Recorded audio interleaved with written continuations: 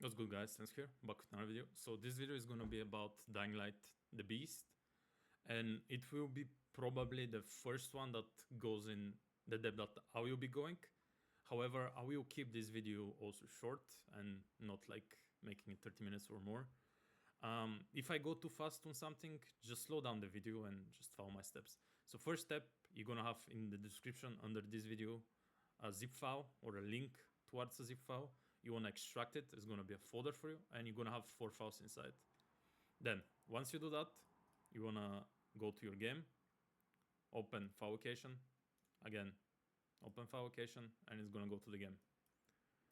Now you want to launch the game once, and then you want to skip every single animation with spacebar as it says on the screen,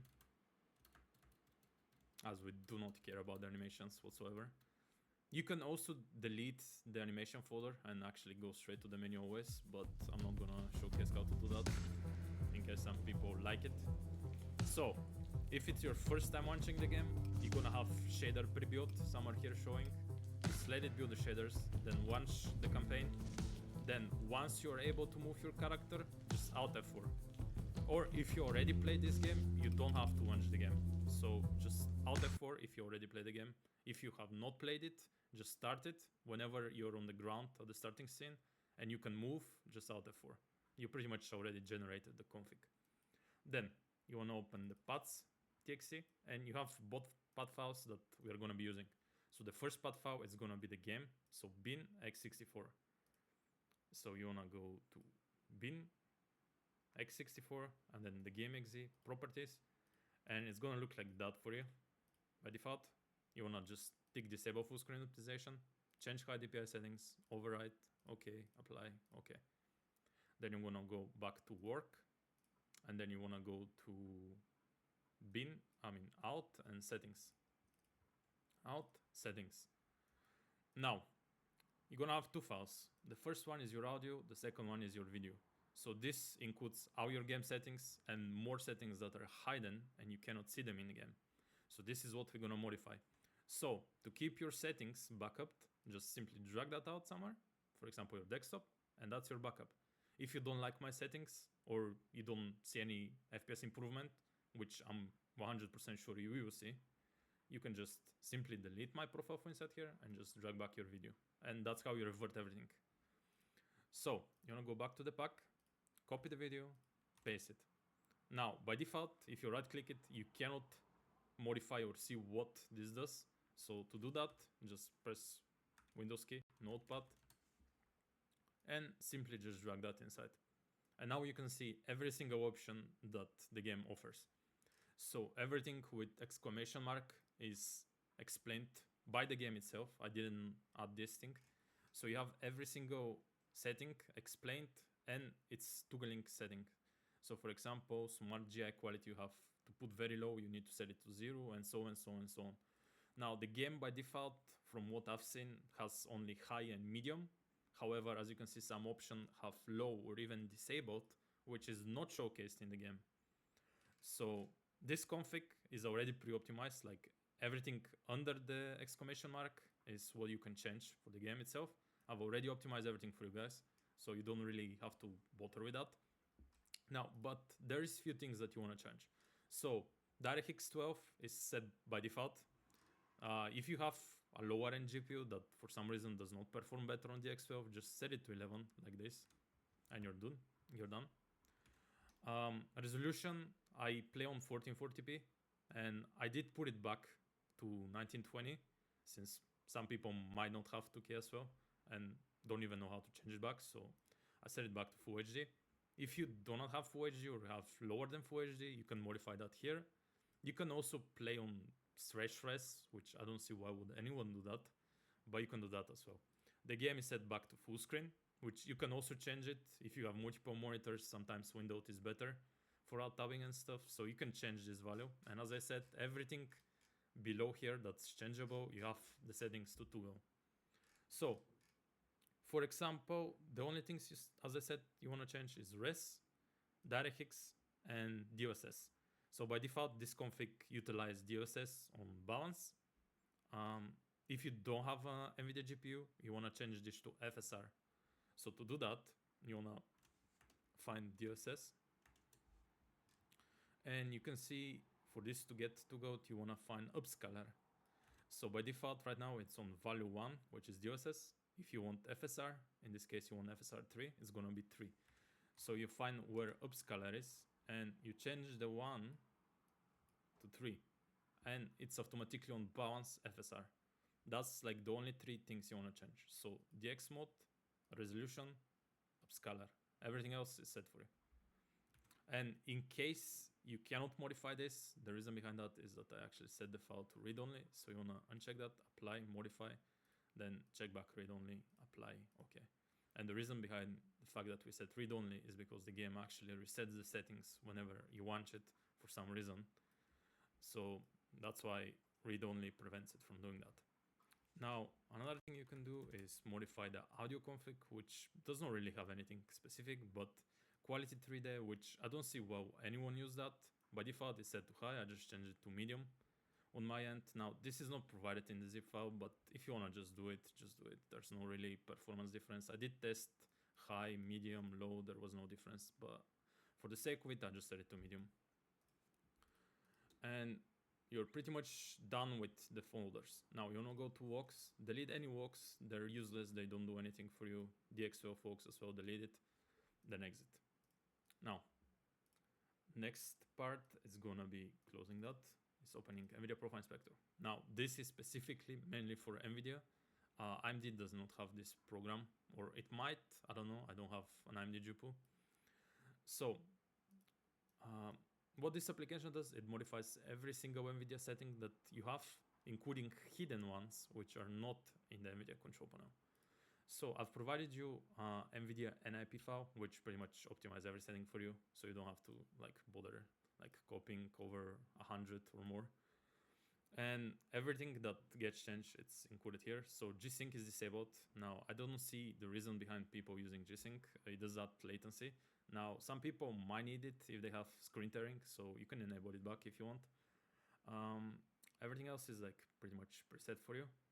The only thing that you might want to change is, where is it? If I see it, RT disabled. So by default, you want to have these two disabled. So that's ray tracing. And this is the global profile. Once it says global driver profile, that's your global profile. So changing anything here, we change it for every single game. So if you don't use ray tracing on any game, just RT disabled, what I do pretty much. However, I do play some games with ray tracing on my main GPU. So what I do is I keep RT disabled on global and just type the game here if it's supported and just enable it for that specific game. So since we already set everything here, we can just apply, and then you want to type dying and not actually fully type the game, but select it instead. Just want to type enough to like showcase here. Then you want to click on the beast. And if you want ray tracing for whenever the game actually adds it back, you want to default, apply. And now when you launch the game, it will have the option to enable ray tracing. However, the game currently does not support ray tracing, at least not yet, since it will be in the future updates. I just disable it for the sake of it in case anything gets too good. However, if you're on the lower end or like the mid end, you would not want ray tracing on anyways, since your performance will be cut in half. So you just want to keep it disabled anyways. Now, once you do that, you want to go a little bit up and you want to go and find anti-aliasing, transparency, super sampling. You want to click it and select AA mode, replay mode AO. Then you want to scroll down until you find LOD bias DX and set it to the safest value, which is 3750. Same with the bottom one, 3750. Now, this is the safest value to the point where it will modify the textures, but not make them lose quality. So if you go anything higher than that, for example, 5000, 6000, or like go all the way to 3000, your game will start looking like a potato. So you want to keep it within the range of maybe 3750 to like maybe 5000 max. And that's about it. But don't go any higher, otherwise you just suffer more and your eyes will be bleeding. Then once you do that, you won't to enable R-bar. So R-bar is a feature for 30 series and up. If you do not have a 30 series or up, it's disabled. By default, I already have it disabled on global profile, since I do play some games that don't like R-bar and actually have better lows and average FPS with it disabled. So again, if you want to enable it for this specific game, you want to go R-bar enabled, R-bar options, you want to set this to 1, which is Return Red Redemption 2, and then size limit, you want to set it to 4, which is 4000 Red Redemption again, and then you want to click apply. And now you have R-bar enabled for just that specific game. By default, R-bar is disabled on your global profile. But if you want to enable it for every single game, you can just do the same thing we just did with the game over here as well. Then, another thing that I have disabled on the global profile is thread optimization. The reason behind that is that some games actually work better with it off, some games work better with it on, but for other games that I play, didn't have any issues and actually perform better with off.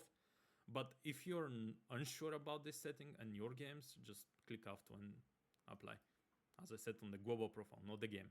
Just global profile, thread optimization auto, and you're good. I will put it back to off though, since I know that, off, my bad. I misclicked. And that's pretty much your settings.